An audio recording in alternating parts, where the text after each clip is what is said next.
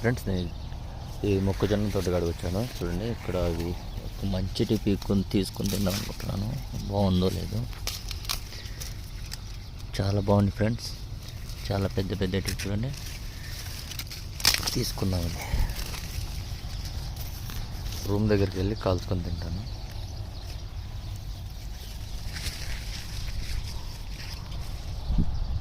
చాలా బాగుంది ఫ్రెండ్స్. ఇది కాల్చుకుని తింటే టేస్ట్ వేరేగా ఉంటుంది. ఒకసారి టమాటా టేస్ట్ చేయాలనుకుంటాను.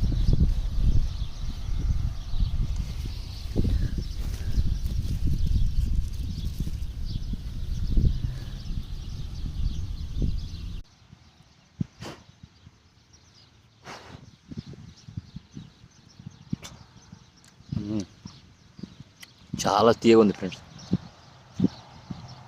సూపర్.